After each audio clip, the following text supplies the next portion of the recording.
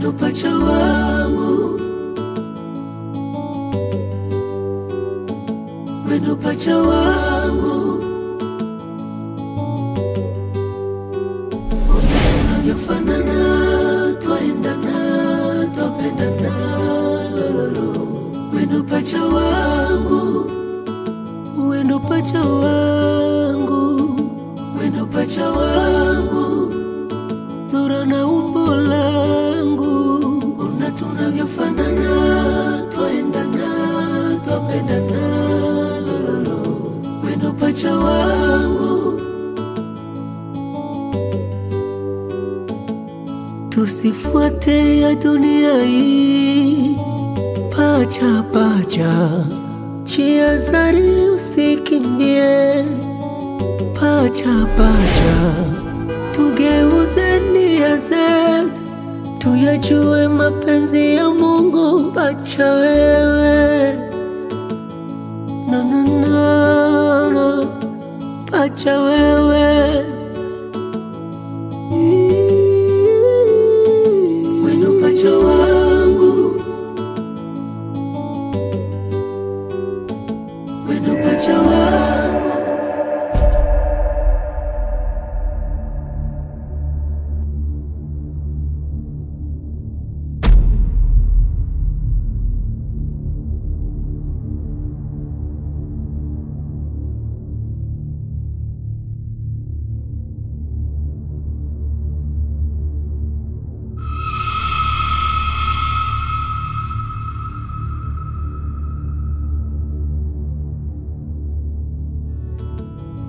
Na na na na, pacha wewe.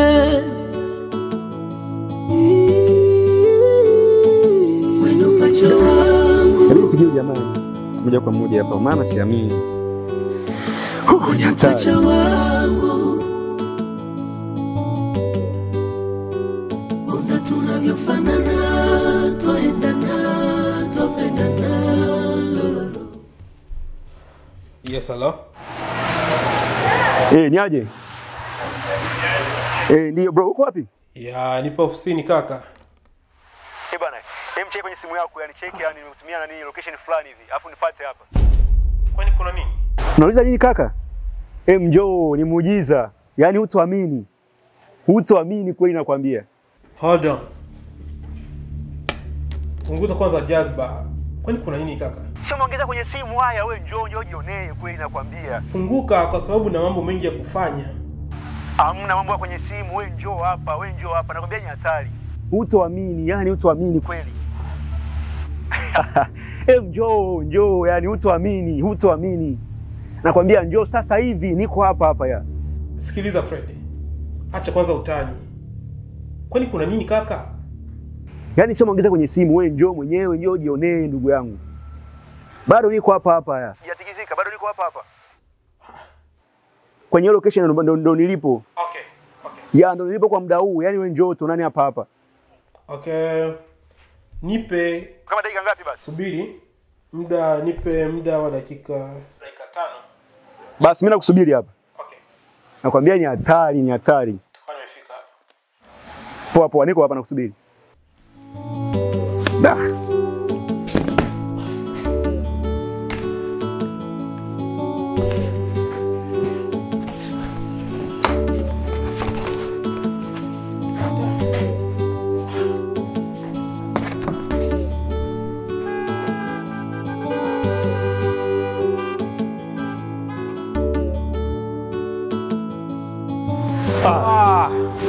Mwanangu ametupio. Sawa. Unakuaje? Fresh kabisa. Bwana, siku nyingi bwana. Siku nyingi nakuona. Sasa mitupio yake. Kawaida. Unajua tu kama nyinyi mnafaa sana kukaa kwenye sehemu za office. Mavazi kama hayo yanastahili kwenye mambo ya office. Hebu niambie unitia, unajua umenitia sana. Hivi moyo mbona dunda. Kwani kuna nini? Hamna kaka yangu, tuliza pressure. Nakwambia tuliza pressure, yani kuna nini cha ajabu? Yani nimeacha mambo ofisini unajue. Okay poa, wewe tuliza. Hebu tulia. Usiwete utani lakini. Hamna utani, sio nyamini kweli. Mimi rafiki yako. Ndio. Basi mimi sinaga mambo, yani mpaka nakuita uje hapa. Nina jambo langu. Niambie. Okay, hivi mfano. Huu ni mfano. Mfano wa nini? Mfano uliowahi. Yeah. Hivi unakuta demu wako au mtu wako anatembea na jamaa fulani, mshikaji fulani. Kwa upande wako, unaweza kufanyaje? Mbona swala kijinga leo ndugu yangu? Hamna, ninamaanisha, nina sababu. Tuliza jazba. Hebu tuliza pressure. Mimi namaanisha, hebu nisikilize. Ndio maana wakati sipokee simu zako. Kwani uniamini? Unanitia nini? Basi tulia. Nimeacha mambo mengi ofisini. Angalia, hebu niangalie. Unaona? Hebu angalia kule. Unaona? Hebu angalia. Nilikwambia, unaona? Bro, tupo live kaka, tupo live. Unaona? Jina nataka nifanyie hivi. Nilikwambia. Huo ndio mfano wenyewe, mfano ulio hai. Hebu subiri, usifanye chochote. Hebu subiri tu. Unaona? Mimi kunifanyia hivyo Dina. Wewe usifanye chochote. Nita tu nikuonyeshe tu. Unaona? Mimi nakwambia. Unaona? Umeona? Umeona? Haya ni macho yangu ama naona? Hamna kaka, hapa tupo live. Tupo live ule. Ndio mwenyewe ndio sababu nikukuita hapa. Umeshuhudia? Umeona? Si Apostle. Ndio ule mfano uliofuatia kaka. Apostle mwenyewe yule. Ngoja nionyeshe. Hamna. Hizi ni sawa. Hebu tulia. Apostle ni kunifanyia hivi. Wewe mwanaume alafu una kifua. Unaona? Ndio kuitia. Wanawake, unajua wanawake wengi siku hizi wanaenda kanisani kutafuta wachumba. Wanavaa ngozi za kondoo. Kumbe ndani ni mbwa, yani chui kweli. Yani wanyama hawa. Unaona? Apostle kunifanyia hivi. Yaani unaweza kuamini. Hapa tuko live, tunaona mwenyewe yule pale. Ndio jamaa mwenyewe yule. Apostle jamaa tayari. Hizi ni dharau, ngoja nimuonyesha. Ajue mimi ni nani. Unajua ndio kama hivyo nilivyokuambia. Mimi yani ninakwambia wanawake kama wale si wanawake kukaa nao kaka. Unaona?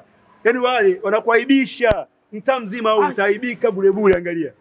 Mimi sio kunifanyia hivyo. Ndio maana nimekuambia kaka. Hawa sio kuamini. Wanavaa ngozi ya kondoo kumbe mbwa, yani chui hawa. Hawa chui ndugu yangu. Yaani Apostle mimi ndiye muamini. Mimi nilikwambia, unaona? Hayo ndio matokeo. Ndio kunifanyia hivi kabisa. Unajua umeshuhudia mwenyewe. Ndio sababu nikwambia leo njoo, sio mambo ya kwenye simu haya, ni mambo ya hapa. Uyaone mwenyewe. Subiri mimi nimuonyeshe. Ndio nilichomaanisha. Ngoja nimuonyeshe mimi. Sijakwenda kwa sababu ya ugomvi. Nataka nimuonyeshe. Sijakwenda kwa sababu ya ugomvi. Hizi ni dharau. Nimekuita ili ushuhudie tu. Mimi Apostle ambaye mimi ni muamini wa kunifanyia hivi. Wanakwambia hivi duniani usiamini mtu yoyote yule. Duniani angalia mwanamke yule. Angalia. Ndugu, sasa kwani unanicheka nini sasa? Nakwambia kwa sababu nikushauri mara nyingi. Acha mambo yako. Nakwambia mara nyingi unapenda kunisikiza. Hebu angalia. Jambo la aibu hili. Subiri, hebu chukua mfano. Mtaa mzima huu wagundue hili. Je, itakuwaje kwanza kwako? Mzee matupio. Umeona? Niache kwanza. Mzee kutupia huyo. Hebu angalia pale. Fanya yako, fanya mambo yako basi. Na unajua kwa hamna. Subiri ndio sababu ya fujo. Hizi ni dharau. Hebu tulia. Tuliza pressure, yani tuliza pressure. Wewe mwanaume. Mambo ya kawaida tu haya. Pale hizi ni dharau. Nilikuita ili jionee tu. Basi. Mzee matupio. Mr. Benz. Mzee matupio. Kaka nilikwambia unaona? Unaona? Karibu kwenye familia. Hebu na kwanza wiki ijayo tuanze gym bwana. Bwana, tuanze gym. Nataka kushauri twende kwenye gym. Acha utani bwana. Ninakwambia kweli. Mwenzako anafanywa hivi afu mambo kama haya ameshapita. Hebu njoo kwenye familia. Wana watu kama sisi. Sio watu kwa zetu hapa. Gym kwenda kurudi. Acha mambo yako. Mambo kama haya tuchukue muda. Yaani mimi nafanyia hivi afu unafurahi. Anakuambia ndugu yangu sawa haya. Njoo kwenye gym bwana. Tupige gym. Kwanza wiki ijayo. Jumatatu wiki ijayo inabidi nakuja kuchukua. Nakuja kutoa nyumbani pale. Twende kwenye gym ndugu yangu. Au sio? Acha mambo kama haya bwana. Unaona? Haina faida. Utaendelea kuumia kila siku yani. Utaendelea kuumia. Haina faida. Hizi ni dharau. Ni bora ujenge mwili. Ndio kufanya mambo kama haya kijinga haya. Mimi Apostle kiboko, mimi nilikuwa siamini hivi. Nakushauria. Nilikuwa siamini Dina nataka nifanyia hivi. Karibu kwenye familia ndio nakwambia sasa achana mambo kama haya. Twende kwenye gym. Ni binti ambaye ni muamini, sidhani kama nataka nifanyia hivi. Mimi nakwambia angalia na umetupia vizuri lakini angalia kwa leo. Unaona? Hicho kulipia. Angalia malipo sasa. Lakini acha kwa nini kamuonyesha. Hamna. Mimi kwa sababu hivyo. Nimuonyeshe Ushauri wangu kwa kusikia ushauri wangu kwako. Ushauri ni huu. Wiki ijayo, Jumatatu, nakuja kupitue pale nyumbani. Tunaweza kwenye gym. Ukajiunga kwenye familia. Njoo kwenye familia bana. Achana mambo kama haya. Utazidi kuteseka ukifuatiana na mambo kama haya ndugu yangu. Au sio? Nilikwambia unaona? Ndio yale. Ndio sababu mimi kuita Apostle nilikuwa namuaminia sana. Ndio maana nikakuita. Achana watu kama wale sio kuamini. Subiri tunaende. Hamna. Hizi ni dharau. Sikia, unajua hapa kutoka kwenye sehemu za watu, alafu isitoshi. Ukienda na nasema eti mimi nimekwambia, sipendi kuambia. Hapana. Unaonekana mbea ndugu yangu. Hii sio kwako, ni kwangu. Niache. Ila nimeshauri ndugu yangu. Nakushauri. Nitaenda lakini sijapenda. Unajua mimi sijafurahia kwenda sehemu za watu. Sehemu kama hizi, sehemu za watu hizi. Sehemu za kutulia ndugu yangu. Hapana, unabidi Ndio. Okay, sawa. Ni- Sipendi fujo. Sipendi fujo. Mimi nakwambiaga. Mimi nakwambia. Huyu ni mtu wa kanisani na muamini mtu yoyote. Mimi sikwambia, hebu shuhudia. Unaona? Ila Sikutegemea hii. sitaki fujo. Fanya chochote sehemu za watu zikaka. Nakwambia ni yake. Unajua na kuheshimu. Sehemu za watu Nakwambia zikaka. Fanya Subiri. chochote lakini. Subiri, mimi nitamwonyesha hii mimi ni nani. Kaka nilikwambia. Unacheka nini sasa? Mimi nasema tu. Subiri. Sipendi fujo. Sipendi kama nilivyokuambia. No, haina tatizo hata. Wewe Dina, unafanya nini hapa? Haha, kiboko. Kwani kupigia makofi. Kweli wewe ni kiboko. Yaani jina lako linakufanana kabisa. Utaniambia nini? Yaani wewe ndio kunifanyia hivi kabisa. Yaani wewe ndio kunichukulia mwanamke wangu kabisa. Hapa to kiboko. Unanifahamu au? Ha, Dina. Wewe ndio kuniambia hivi kabisa Dina. Anaongea. Vipi wewe? Unataka nini? Unanitafuta nini? Yaani nyinyi ndio watumishi ambao mnadharaulisha Injili. Mnafanya watumishi wengine waonekane wahuni. Yaani kabisa wewe Hapo ndugu yangu. Nilikwambia yani. Fanya chochote ila hapana. Hapana. Huyu ni aposta ambaye nilikuwa ninaimwamini. Fanya chochote ila sio ugomvi. Hapa sio kiboko. Wewe ndio kunifanyia hivi kabisa. Usiguse mtu. Jiangalie sana kijana. Sehemu za watu. Nilikuamini sana wewe.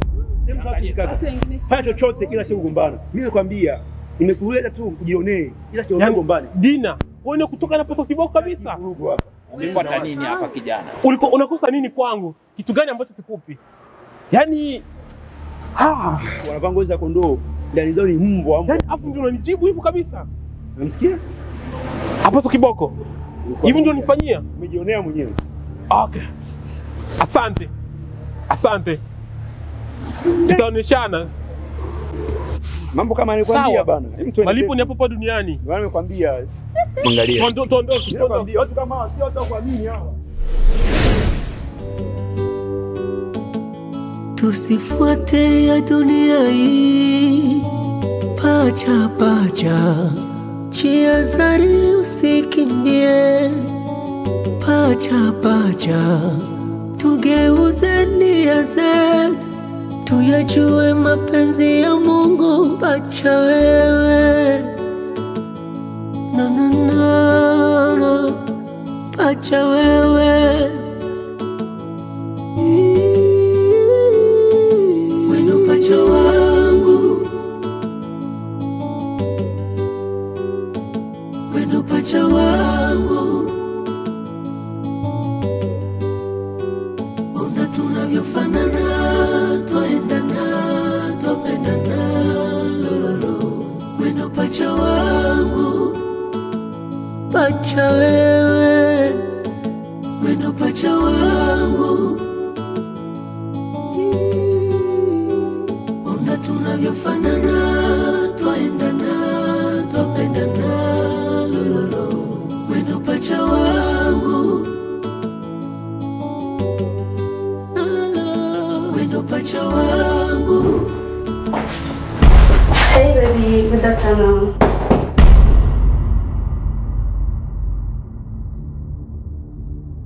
Sijui umeendaje leo, nimekumisi.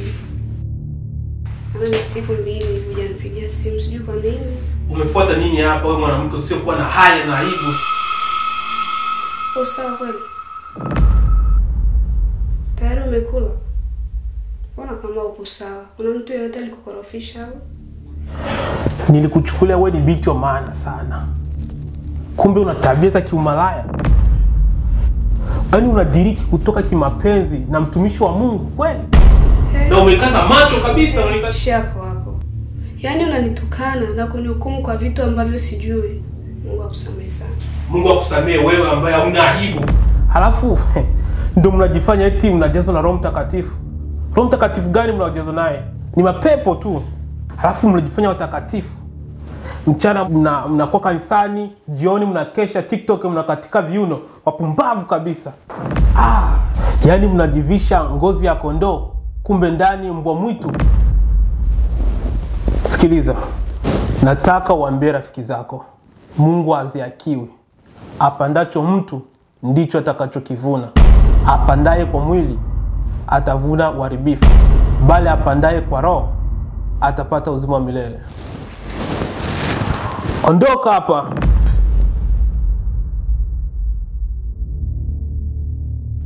toka ofisini kwangu. Toka hapa. Mungu akusamehe sana. Mungu akusamehe wewe. Hauna aibu. Cheza wewe.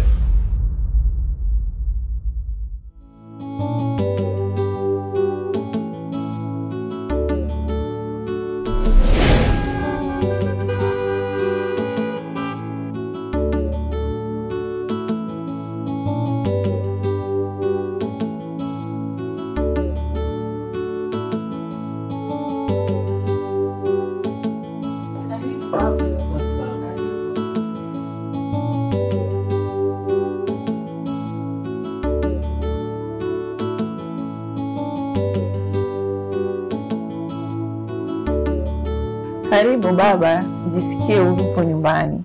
Okay, asante sana mama. So, sijui naitwa nani? Kwa majina naitwa Ben Suleiman. Ben Suleiman. Ndio. Oh, unatokea wapi? Hilo ni swali ngumu kidogo. Kwa sababu nimezaliwa Kongo, nikakulia Tanzania. Sasa sijui niseme nimetokea wapi hivi. Yani kweli. Ndio. So, ila wewe ni Mbembe? Naam. Oh, wewe ni Mbembe. Ndio. Okay, sawa. Okay. So, una muda gani hapa Marekani? Muda sio mrefu sana. Miaka 5 hivi. Miaka 5. Ushakuwa mwenyeji kabisa. Yeah. Anyway, nende kwanza kupoint. Ndio. So, mimi baba nimekuitia hapa. Kifupi mimi ndo mama wa Dina na Dona.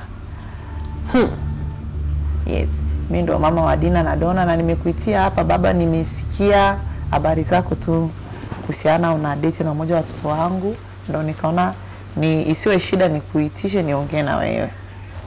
So nilikuwa nahitaji nijue una malengo gani na wanangu, ama kuna uhusiano gani wewe na wanangu? Okay.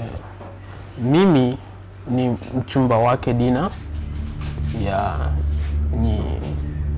Ni mwanamke ambaye nilivutiwa naye. Mimi lakini kitu kimoja nitakwambia ujisikie huru, mimi ni mama mkwe mzuri sana. Ila michezo kwa wanangu. Michezo kwa wanangu 3 michezo baba staki. Na nataka nikutoe tu wasiwasi ni kwamba mimi nina mpango mzuri kabisa. Sina mpango wa michezo wala kuchezea mtoto wako. Na mpango mzuri kabisa wa kuwa naye kabisa, wa kufunga ndoa. So mimi nilitaka tu kujua hilo. Asante sana na karibu sana, jisikie uko nyumbani. Okay, na asante sana kwa ukaribisho wako mzuri. Sawa, nashukuru sana. Ila jisikie huru na karibu sana. Nimeshukuru sana ile wanasemaka bosoka wambela ili chaula kwa kufika kwako. Okay, asante sana mama. Samahani mama, kwani wewe una mabinti wawili? Kwa sababu mimi nayemfahamu ni Dina. Nimeelewa. Sawa mwanangu, karibu sana, jisikie upo nyumbani.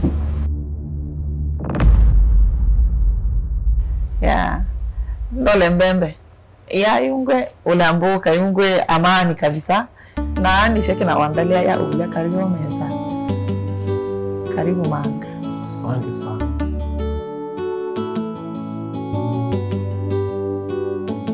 Wendo pacha wangu.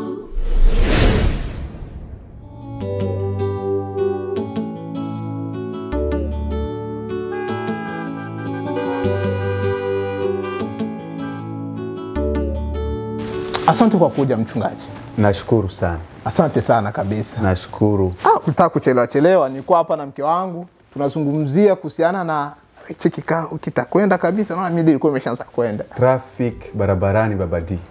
Siku hizi watu wamekuwa wengi, wameongezeka wengi sana. Gari zinatembea polepole sana. Hiyo ndio ilikuwa sababu ya kuchelewa. Ndio. Ila nashukuru Mungu nimefika salama. Asante sana kwa kuja. Mnaendeleaje hapa la? Salama kidogo, tunashukuru Mungu. Habari za biashara? Vinaenda mdogo mdogo. Unajua tena hizi safari tunachukua ndege kila siku, tunasafiri sehemu tofauti. Ndio, lakini Mungu ni mwema. Ni mnasafiri na ndege, mnarudi salama. Tunarudi salama. Ni jambo la kumshukuru Mungu. Tunamshukuru Mungu sana Ndio. Pasta, kwanza mimi nashukuru sana Mungu kwa kikao hiki ambayo umetukutanisha hapa siku ya leo. Ndiyo. Pia sana nakushukuru sana wewe. Ndiyo. Kwa kukubali wito wangu kwa kufika hapa nyumbani kwangu. Asante sana. Mchungaji, kuna kitu ambacho kinaniumiza sana. Unajua, toka nitoke huko safarini, nimefika hapa nyumbani nimekuta kuna matatizo sana makubwa. Pole sana. Na ndio imekuwa msingi sana wa hiki kikao. Pole sana kabisa. Maana wafanyabiashara mna mambo mengi kichwani. Ndiyo. Unakuta tena mambo mengine ni mengi sana ya familia. Mnakuwa kama vile mmechanganyikiwa na mambo. Pole sana na anayesababisha hiyo ni huyu hapa. Huyu Aposto? Aposto Kiboko huyu. Huyu mtumishi? Huyu ndio chanzo cha kila kitu. Kwa sababu kuanzia, mchungaji, mimi nashangaa sana. Hata hapa mitaani pote hapa wananisema sema. Nasemwa vibaya. Na mimi nikiangalia tu naona ni wivu. Unaona? Ni wivu kwa sababu naona nachukua ndege kila siku, nasafiri. Mke wangu huyu hapa mzuri. Pia na binti yangu huyu hapa anapenda Mungu. Ni wivu tu. Unajua Baba D, katika ulimwengu ambao tunaishi, watu hawataki mafanikio ya watu wengine. Wanadamu wanapoona mtu mwenye kujiendeleza, ndio hasa wakiona watoto wako katika imani, wengi wana ule moyo wa wivu. Wengi wanatamani muishi maisha ya ukosefu wa amani, vurugo. Wanavyoona jinsi unajitupatupa huko na huko. Unaenda China, unaenda Dubai, unaenda huko, unaleta biashara. Watoto wako wanampenda Mungu, wanasoma neno. Ndio. Majirani wana wivu. Wanatamani uwe kama wao. Wanatamani hata ndoa yako iharibike. Kwa hiyo wanadamu wako hivyo. Ila pole sana. Inaniumiza sana kabisa. Pole sana. Niko hapa kwa ajili ya kutengeneza. Na istosho no Pasta Kiboko. Alo chano duke chenda mienda. Yabo tana miechi ntoba. Mpaka bino tana liba. Eyo temo baba chai. Umemkopesha tena? Temo baba tena alo kyo eboko mbocha eboko ya wachao. Amo sake mapenzi na mwana wana. Mtonte bile wa mbocha le eboko. Mchungaji, naomba mtulie. Unasikia? Naomba mtulie kidogo baba. Mbona nini na mimi? Mwana eli wa mwalimu Pastor, tulia baba. Wenyewe babo bada wa pastor. Najua inauma. Bada wa babeli. Sasa wewe Aposto, una tatizo gani na familia yangu? Najua inauma kabisa. Una tatizo gani na mimi? Sema kama na deni lako kwa sababu naomba mtulie. Aposto Kiboko, una nini na mimi? Naomba utulize jazz. Unataka unifanyie nini kwa familia yangu? Niko hapa kwa ajili ya kutengeneza. Mchungaji, hilo ndilo limenifikisha mahali hapa. Naweza nikamuumiza huyu sasa hivi. Naomba utulie, upunguze jazz. Kama wadau. Yataisha. Mke wangu, huyu anijui huyu. Yataisha. Pole sana. Kwa sababu amekupa. Inauma sana. Maana ananiharibia familia. Unapokuwa kwenye biashara vyako huko, watoto wanabaki peke yao hapa, kunakuwa ule uhuru wa watu kuja kutoka. Huyu hapa ana bahati tu kwa sababu wewe upo. Nakuheshimu sana wa mchungaji. Asante. Nakuheshimu sana kabisa. Asante. Lakini ndo akae mbaya na watoto wetu. Unajua siku hizi watumishi wengi wanalichukua jina la Yesu kama mchezo. Na wengi hilo jina hamjui Yesu huyu. Wanalitumia kwa sasa biashara. Yesu hakufanya vitu sababu nasikia kushangaa sana mtu ambaye anaitwa mtumishi wa Mungu Aposto, ya kwamba anatoka na binti huyu mdogo huyu. Aposto beni wa ala Madrid. Wakati yeye ndiye angelikuwa mshauri. Inashangaza sana. Inashangaza sana. Wadanganyifu wamekuwa wengi sana ndani ya kanisa la Bwana. Wengi sana. Watapeli wamekuwa wengi sana. Ni huruma. Ni huruma kabisa. Ila yataisha. Mchungaji. Yataisha. Yataisha. Inaniumiza sana moyo wangu. Yataisha. Hii familia yangu nimetengeneza mpaka mabinti wamekuwa huyu sasa hivi anajua kusoma Biblia huyu. Huyu si ni Dina huyu? Huyu ni Dina huyu. Ndo Dina mwenyewe. Dina mwenyewe huyu hapa. Mtoto mtulivu sana huyu. Nimeshangaa kusikia mambo magumu kama haya. Mtoto mdogo huyu. Ndo Dina huyu. Na mpenzi wake huyu hapa. Anakuja kuniharibia familia. Sasa huyu ambaye anatoka na huyu Apostle Kiboko ni nani? Maana Dina namjua ni mtoto mzuri sana huyu. Shangazi, mama nani? Kwani Dona yuko hapa? Ale yomba huyo mwanaende kiwana sio nyumbani nyumbani. Huyu ambaye anazoea kumuona akibanisha sana tumajinsi kidogo kidogo. Baba yuko mo. Maana kio bai ungwa. Bana nitoke safari. Patate ndwa. Wewe Dona.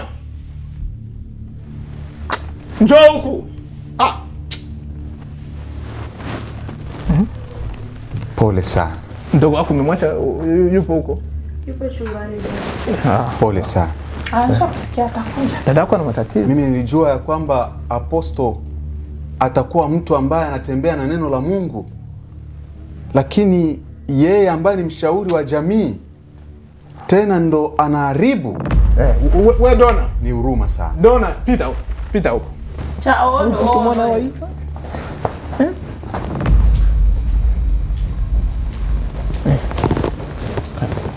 Aya ni olole Apostle. Aya olole Apostle. Uko mwambie kiso kimwana maosa. Hapana, na unapita bila kusalimia watu hapo. So ole hapo ko. Ole na kebo kwa hiyo. Na usalimie watu hapo. Ole maana kionde itana vile watu tangu salimia. Tana wewe unuma nikana kile hapa wewe. Wapi? Wewe tutauke choma. TikTok hiyo sio wewe tutauke wapi? Ndio bashinya kwa bado. TikTok hakuna. Mbashi mita watu mwana. Bashi mingi baba. Wapi? Wewe tutoacho mwana wa bibi. Na sako uwa. Mimi fanya biashara. Wewe ndo unakaa naye. Ndio tukiaka chukua tukatoa ile kecha. Sasa vile sindana kana wewe sasa. Mama kweli mtamtu mule Tanganyika. Cha kwanza niko naomba unisamehe sana. Kwa sababu sikujua kwamba unapacha wako kwamba nyinyi mapacha. Nimekuwa nikikufukuza kazini, nimekuwa nikikutukana, nikifanya mambo mengi tu. Nilikuwa sijui. Baba D, nilikwambia usubiri wakati wa Mungu. Unajua wakati wa Mungu ni wakati mzuri sana. Unapotazama hao vijana wawili, Roho wa Mungu tayari ameanza kutenda kazi. Kweli mtumishi. Roho wa Mungu ndiye mshauri wa kweli na tayari ameanza kuwashauria hawa vijana. Ndio, ni kweli kabisa. Kiroho ninapotazama naona mapatano tayari. Ndio. Bado mambo atabadilika zaidi.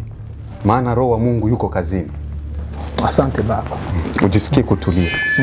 Kwa hiyo nilikuwa naomba unisamehe kabisa. Ndio, mimi tayari nishakusamea. Nilijua tu Mungu hawezi kuniachilia. Mimi Mungu ametenda kwa wakati wake. Tayari nimekusamea. Asante sana. Mimi pia familia yangu nilikuwa na jambo kidogo la kuzungumza. Ningependa kuchukua nafasi hii ya kuomba radhi kwa kuwachanganya hususan Apostle Kiboko na Benz. Mimi changu tunaomba mtusamehe sana. Mimi usiniombe radhi. Mimi ndo nilikukosea. Yaani mimi usiniombe radhi. Hatuna tatizo kabisa. Mimi nafikiri pia tulikosea kwa sababu tutambua mapema kama sisi. Hiyo ina tatizo hiyo. Pia baba tunaomba mtusamehe sana. Nasamehe. Asante sana mchungaji kwa kuja. Baba D, unajua ulimwengu wa leo umeharibika. Maana manabii wa uongo wamekuwa wengi sana. Na hata Kristo Yesu mwenyewe alisema wengi watakuja kwa jina lake na watatenda miujiza. Lakini hao wote mtawajua kwa matendo yao, kwa mienendo yao. Mtawatambua tu. Lazima mtawatambua. Na jambo ambalo ni ngumu zaidi kwa hawa watu. Neno la Mungu linasema katika kitabu kile cha Kumbukumbu la Torati sura ya 18 mstari wake wa 20. Adhabu ya hawa wanabii wa uongo ni kifo. Na ndiyo maana ukikumbuka wakati wa nabii Elia alikuwa peke yake katikati ya wanabii 450, lakini sababu alitembea na Mungu, adhabu ambayo walipata hawa manabii 450 ilikuwa ni kifo. Wote waliuawa wakati ule. Kweli kabisa. Na hata leo, na kulingana na hizi habari ambazo nimezipata kupitia familia yako, Ndio. huyu nabii sijui anajiita Apostle Kiboko, mambo ambayo alileta hapa ndani ya familia yote ya uongo. Nimesikia ametabiri ya kwamba binti yako ataolewa na kijana Benz.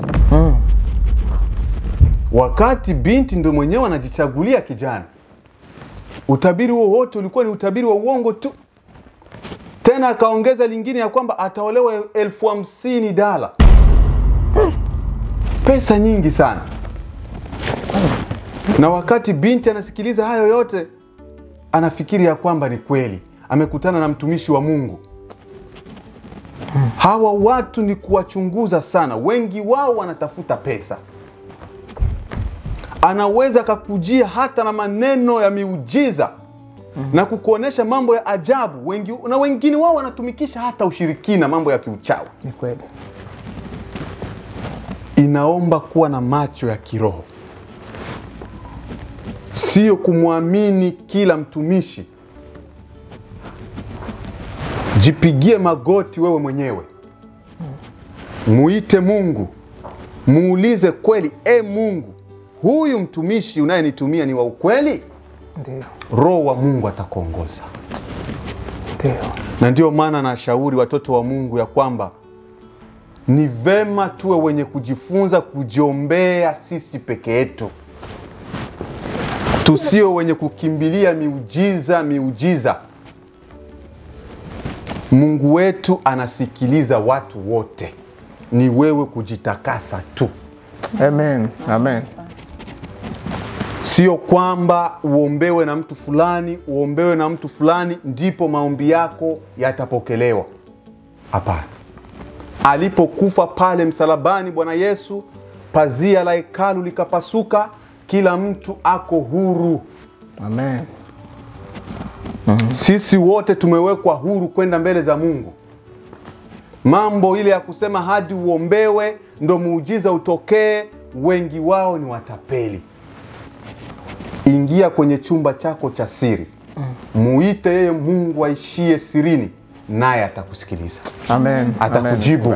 Amen. Hakuna haja ya kutoa pesa, kutuma huko na huko kwa ajili ya kutafuta miujiza na mambo mengine. Hasa hawa mabinti zetu ambao bado ni wadogo hapa. Mujitahidi sana kama wazazi kuwafunza neno la Mungu. Ndio. Msipowafunza neno la Mungu, watu kama hawa manabii wa uongo watawateka nyara. Maana mabinti zetu watakuwa hawana ile elimu ya kiungu ili kujisimamia wenyewe. Itakuwa ni rahisi sana kutekwa nyara na manabii wa uongo. Wakati kijana wa kike ama wa kiume akiwa amekosa neno la Mungu ndani mwake, inakuwa rahisi kutekwa nyara na manabii wa uongo. Ndio. Lakini akiwa na neno, anajua neno la Mungu linasema 1, 2, 3. Anatambua huyu ni mongo. Amekuja kunitapeli. Amekuja ili nimpe mwili wangu, ili anifanyie miujiza ya uongo. Nimpe hela. Maana neno la Mungu linasema watu wangu wanaangamizwa kwa kukosa maarifa. Hiyo ni kweli. Tunapopungukiwa na neno la Mungu ndani mwetu, manabii wa uongo wanapata nafasi. Ndio. Kwa hiyo iweni makini sana, hasa kwa wanandoa. Iweni makini sana. Ndio. Sisi tunakushukuru sana. Asante sana. Tunakushukuru sana. Asante kwa kuja. Asante sana. Baba D. nimekukosea sana. Baba mchungaji, mimi naomba Mungu anisamehe. Maana yote nimeyafanya sikujua. Umefika kwenye hatua nzuri sana, hatua ya kujitambua. Mungu akusamehe kabisa. Inaniumiza sana mchungaji. Pole sana Babadi. Mimi naomba nyinyi wote mkutano mzima mnisamehe. Nimekosea. Babadi msamehe. Nimekosea. Mama D mumsamehe. Nisamehe sana. Amekiri. Mimi kusamehe inakuwa ni ngumu. Amekiri makosa yake. Kimo baba chamanga. Msamaha tena tu ni bombo telelo wani mwana gisi vya. Kimo baba chakali. Amekiri makosa yake. Mtu anapoomba msamaha ni vema asamehewe. Kumbuka Babadi, usiposamehe hata wewe Mungu hatakusamehe. Ni wakati mzuri wa wewe kusamehe. Babadi, niko chini ya miguu yako. Kwa sababu pasta tu bila vivyo. Na ndio maana niliwaambia mapema uwepo wangu hapa ni kuja kutengeneza. Ndio. Tuyamalize haya. Sawa tu. Mimi niseme pasta, tunakushukuru sana kufika hapa. Asante. Mimi Apostle Kiboko nimekusamea. Asante sana baba. Lakini usifanye dhambi tena. Nashukuru sana. Na mimi mke wangu msamehe. Naomba unisamehe. Msamehe. Nimeshamsamehe tu. La msamehe. Na usifanye dhambi tena. Usirudi tena kabisa. Ishi mbali na dhambi.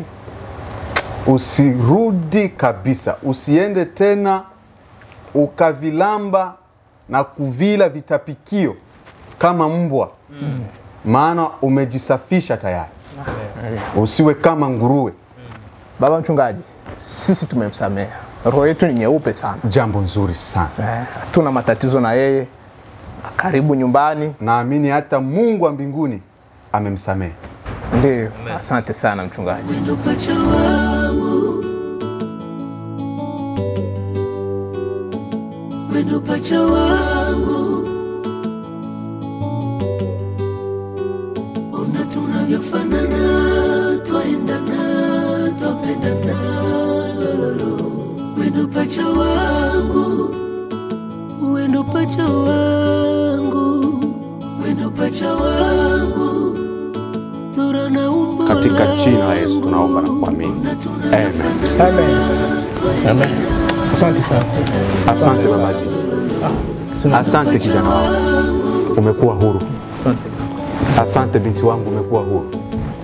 Tusifuate ya dunia hii, pacha pacha, chiazari usikimbie, pacha pacha. Tugeuze nia zetu, tuyajue mapenzi ya Mungu. Pacha wewe, no, pacha wewe.